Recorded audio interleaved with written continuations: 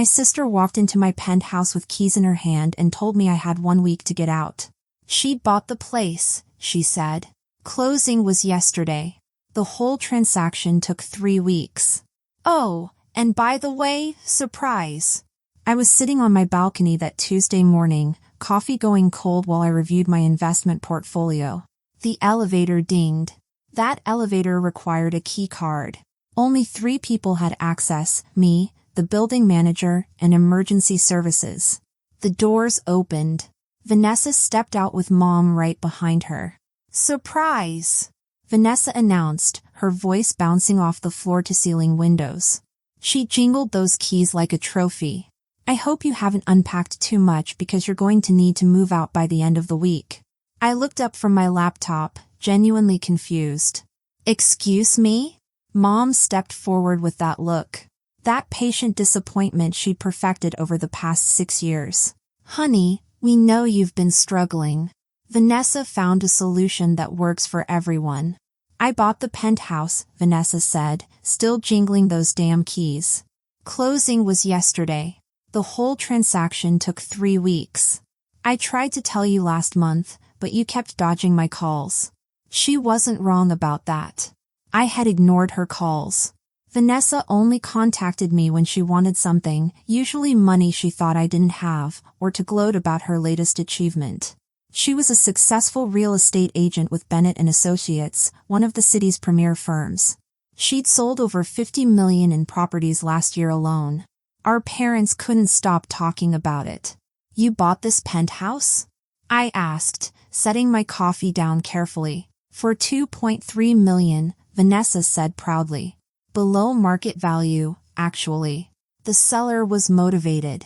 Mom pulled out a measuring tape. Actually pulled out a measuring tape. We're going to knock out this wall. Open up the space. The kitchen needs complete renovation, so dated. Vanessa has excellent taste. I watched them move through my home. Vanessa pointing at walls. Mom taking notes on her phone. They walked right past the Yoshitomo Nara original I'd purchased at auction for $180,000. Past the custom bookshelves holding my collection of first editions. They didn't see any of it. They never had. Where did you think I lived? I asked quietly. Vanessa paused mid-measurement. What? You think I've been struggling for 6 years. You assumed I was barely making rent. So where did you think I lived? Mom answered for her. Well, we assumed you were renting a studio somewhere. When you stopped asking us for money, we figured you'd found some entry-level job. We didn't want to embarrass you by asking. I never asked you for money, I said. Exactly, Mom said gently. Because you knew we'd say no. We learned our lesson after paying for that expensive college degree you never used. That expensive college degree was in economics from Stanford. I'd graduated summa cum laude in 2017. I'd used it to build a portfolio that now exceeded $40 million in value. But they'd never asked what I did for work. They'd simply assumed I'd failed. Vanessa walked to the windows overlooking the city. The view alone is worth $1 million. I can't believe you've been squatting here. The previous owner must have been incredibly lenient. Squatting, I repeated. However you got in here, Vanessa said dismissively, it doesn't matter now. I own it. I have the deed, the title, everything. My lawyer checked it thoroughly. Who sold it to you? I asked. Vanessa pulled out her phone, scrolling through emails. A man named Scott Baker. He represented the owner. Some investment company, Bergeron Properties Group. They had all the right documentation. My lawyer, Rebecca Diaz, verified everything. Title search came back clean. I knew Rebecca Diaz.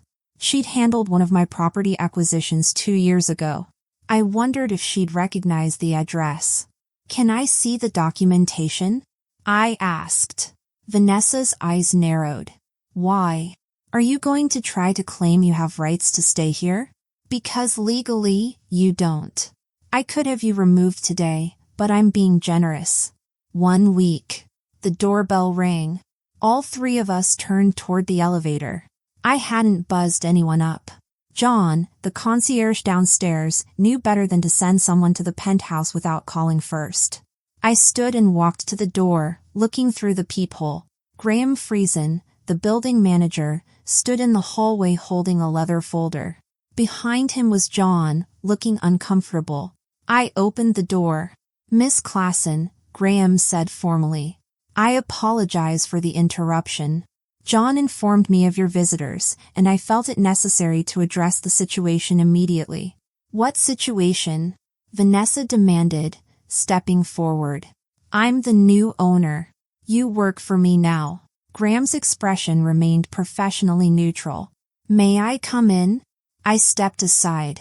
Graham entered, nodding politely to Mom and Vanessa. John remained in the hallway.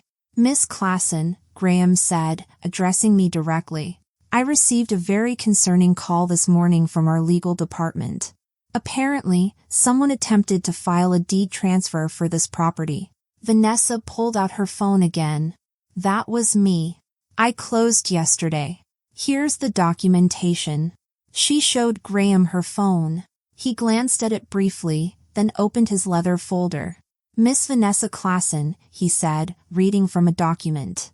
"You were contacted 3 weeks ago by a man claiming to represent Bergeron Properties Group. Correct?" "Yes," Vanessa said confidently. "They were selling on behalf of the actual owner. Some LLC. It's common in high-end real estate. The owner wanted privacy." Graham pulled out another document. "The entity you're referring to is Harbor Holdings LLC. This company does indeed own several properties in the city." Vanessa turned to me triumphantly. "However," Graham continued, "Harbor Holdings does not own this penthouse. It has never owned this penthouse. The person who sold you fraudulent documents used the name of a legitimate company to add credibility to his scam." The color drained from Vanessa's face. "That's impossible. My lawyer verified." "Your lawyer verified that Harbor Holdings LLC exists," Graham interrupted gently. "Which it does. What your lawyer apparently did not verify was that Harbor Holdings owns this specific property." "Because it doesn't." Mom sat down heavily on my sofa. "This is a mistake. Vanessa is a professional. She would never fall for a scam." Graham turned to me. "Miss Klassen, I need to inform your sister and mother of the actual ownership status of this property. Do I have your permission?" I nodded. Graham pulled out a legal document. "This penthouse, Unit 4201 of Atlas Tower, has been owned by Miss Elisha Klassen since August 15, 2019. She purchased it for $2.8 million in cash. The deed is properly registered with the county. There has been no transfer of ownership since that date." Vanessa's keys fell from her hand, clattering on the marble floor. "That's impossible," Vanessa whispered. "Elisha doesn't have that kind of money. She's been unemployed for years." "I've never been unemployed," I said quietly. Graham continued. "Miss Klassen pays her HOA fees quarterly. Always on time. She's also the owner of Unit 245 in this building, which she rents to a young family. Additionally, she owns 2 commercial properties in the downtown financial district." Mom was shaking her head. "Elisha, if this is true, why would you let us think?" "I never let you think anything," I said. "You assumed. You never asked what I did for work. You never asked where I lived. When I stopped coming to family dinners, you assumed I was ashamed of my failures. You never considered that maybe I was busy building something." Vanessa's face had gone from pale to red. "You let me spend $2.3 million on a fake deed. I didn't know you were buying fraudulent documents," I said. "You didn't tell me. You stopped calling me for months. And when you did call last month, I was in Tokyo finalizing an acquisition. I assumed you wanted to borrow money again, like you did in 2021. "I never borrowed money from you," Vanessa snapped. I walked to my office and returned with a folder. Inside were bank statements showing 3 wire transfers to Vanessa totaling $85,000, all marked loan with signed promissory notes. "You told me you needed capital to start your real estate career," I said. "I gave it to you. You were supposed to start repaying in 2022. I never asked for it back because I didn't need it, and I thought family was more important than money. Vanessa stared at the documents like they were written in a foreign language. Miss Vanessa Klassen, Graham said, his voice kind but firm, I strongly suggest you contact the police immediately. You've been the victim of deed fraud, which is a federal crime. The man who sold you these documents is likely part of an organized fraud ring. How much did you lose? I asked Vanessa. She couldn't look at me. The down payment. $460,000. The rest was financed through my bank. Mom made a small sound of distress. The bank loan won't go through, Graham explained. The title insurance company will flag the fraudulent deed before any money changes hands. But your down payment, if it was wired directly to the scammer. It's gone, Vanessa finished. She sat down next to Mom, her hands trembling. My lawyer said wire transfers were standard for cash transactions at this level. We sent it to an escrow account. A fake escrow account, I said. Vanessa finally looked at me. Really looked at me. You've owned this place since 2019? Yes. And you've been living here this whole time? Yes. When we had that fight at Christmas dinner 3 years ago, and Dad said you'd probably end up homeless. I came home to this penthouse, I finished. And I felt sorry for all of you because you were so convinced of your own superiority that you couldn't see what was right in front of you. Mom's voice was small. What do you do, Elisha? I'm an investment analyst, I said. I specialize in emerging market securities and technology sector acquisitions. I started my own firm in 2018 with money I saved from a signing bonus at Goldman Sachs. I worked there for 11 months after graduation before I realized I could do better on my own. Goldman Sachs, Mom repeated faintly. The signing bonus was $200,000, I continued. I lived in a $600 a month studio and ate cheap pasta for a year while I built my initial portfolio. By 2019, I had enough to purchase this penthouse in cash. By 2021, I'd acquired 3 more properties and had a portfolio worth $20 million. Currently, my assets exceed $40 million. Vanessa was crying now, quiet tears running down her face. You're a millionaire. Yes. And we've been treating you like a charity case. Yes. Graham cleared his throat. Miss Klassen, I should mention that the scammer used a very sophisticated operation. He had fake business cards, a professional website, even a fake office address. Your sister isn't the first person to fall for this particular scheme. We've had reports from 3 other buildings in the past 6 months. That doesn't make me feel better, Vanessa said. It should, I said. It means you're not stupid. You were targeted by professionals. Mom stood up. Elisha, I don't know what to say. You could start with why you thought so little of me, I said. I have a degree from Stanford. I graduated with honors. I had job offers from every major investment bank. But because I didn't do things the way you expected, you assumed I'd failed. You stopped coming to family events, Mom said defensively. You stopped answering calls. What were we supposed to think? That maybe I was busy. That maybe I had my own life. Did it occur to you to ask instead of assume? Vanessa wiped her eyes. I need to call the police. And my lawyer. And my bank. She looked at me. Can I use your phone? Mine is almost dead. I handed her my phone. She took it with shaking hands and walked to the balcony. Mom sat in silence for a moment. Your father is going to be devastated. Dad hasn't spoken to me in 2 years, I said. Not since I declined to invest in his friend's restaurant. You said you couldn't afford it. I said it was a bad investment. The restaurant had no business plan, no market research, and was in a location with 3 similar establishments within 2 blocks. It failed in 8 months, exactly as I predicted. Dad's friend lost everything. But Dad blamed me for not supporting family. Graham was discreetly checking his phone. Miss Klassen, our legal team would like to know if you plan to press charges for trespassing. No, I said immediately. Their family. They made a mistake. A mistake that could have resulted in your illegal eviction, Graham pointed out. But it didn't, thanks to you. I looked at Graham. How did you know to come up here? John called me when he saw your sister with keys. He knew you were the only authorized resident. I checked our records and found the attempted deed transfer filing from yesterday. Our legal team had already flagged it as suspicious because we had no record of you selling the property. I came up to prevent what could have become a very complicated situation. Vanessa returned from the balcony. The police are sending someone to take a statement. My lawyer is contacting the FBI. Apparently this is their jurisdiction because it crosses state lines.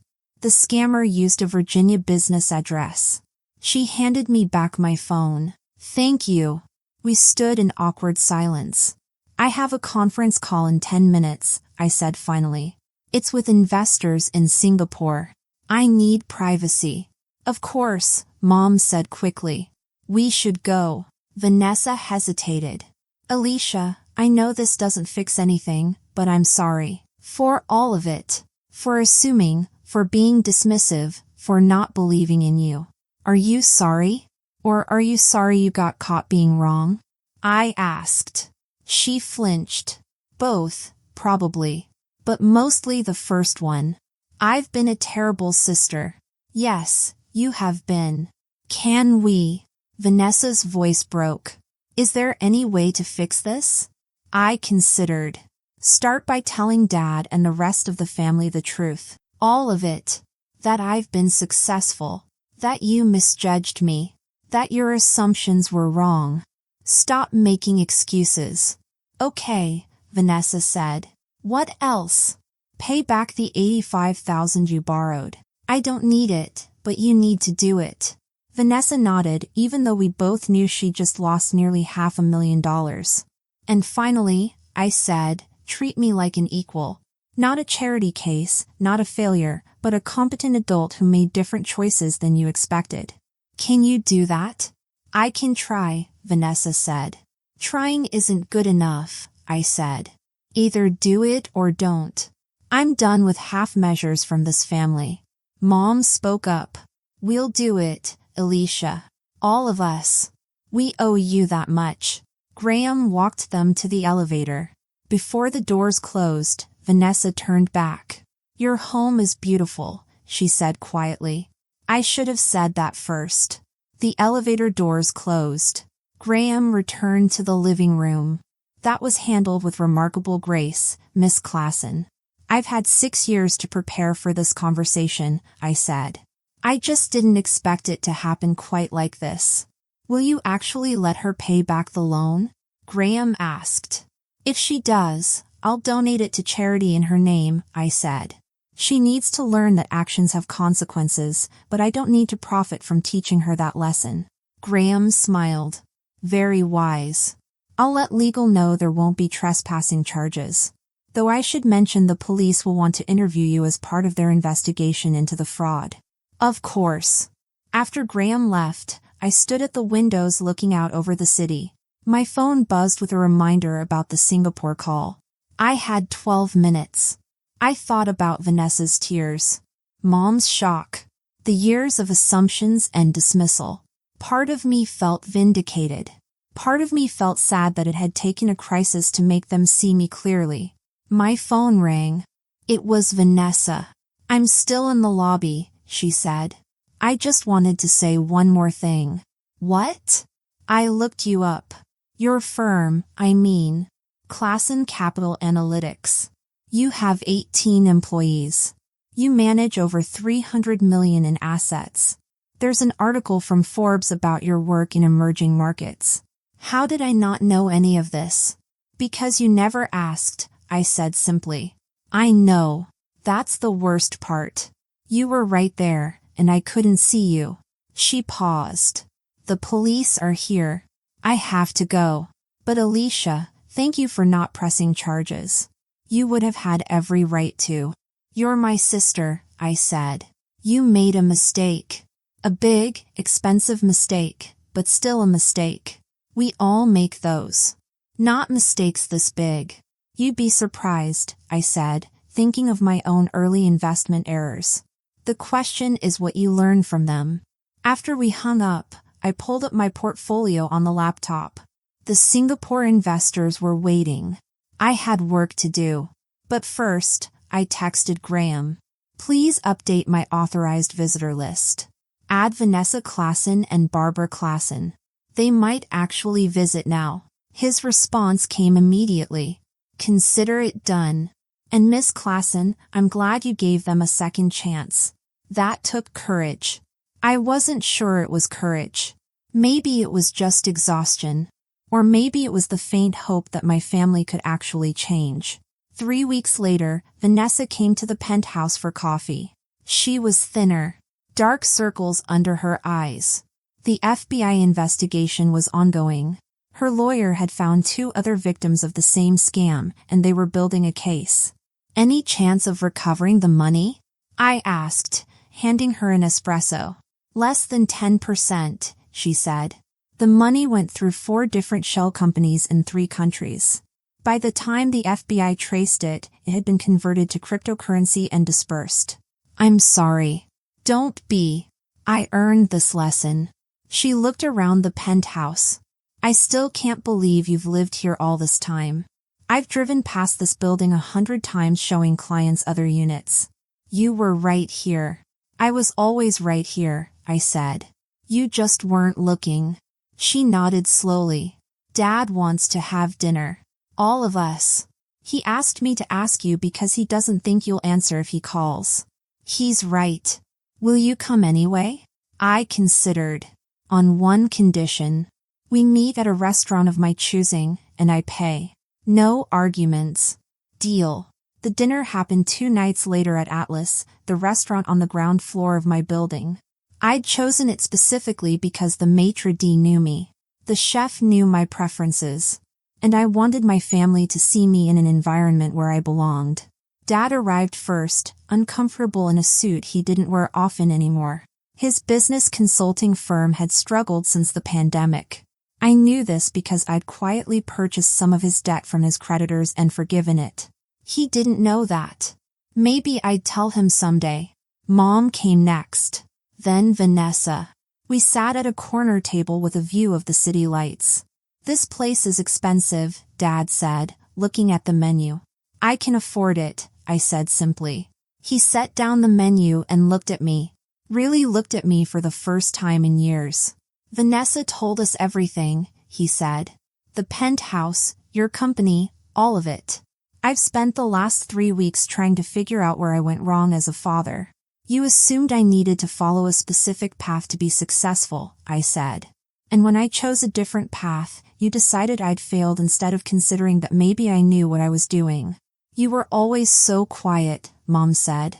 So reserved. We thought you lacked confidence. I was observing, I said. Analyzing.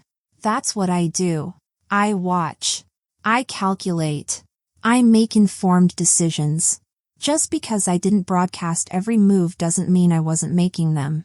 The server arrived with wine. I'd pre-ordered. A 2015 Chateau Margaux.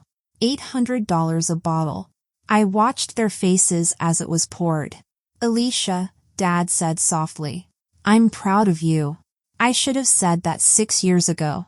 I should have trusted that we raised you well enough to find your own way. It was the apology I'd needed. Delivered 6 years too late. But it was something. Thank you, I said. Vanessa raised her glass. To Elisha. The most successful person in this family, and the only one humble enough not to brag about it. We clinked glasses. The conversation flowed more easily after that. I told them about my work, my investments, my plans to expand into European markets. They listened. Actually listened. Asking questions that showed genuine interest rather than polite obligation. As we finished dessert, Dad pulled out an envelope. This is a check for the restaurant investment, plus interest, he said. You were right about it being a bad idea, and I'm sorry I pushed you. I looked at the check. $15,000. I can't accept this, I said. You need it more than I do.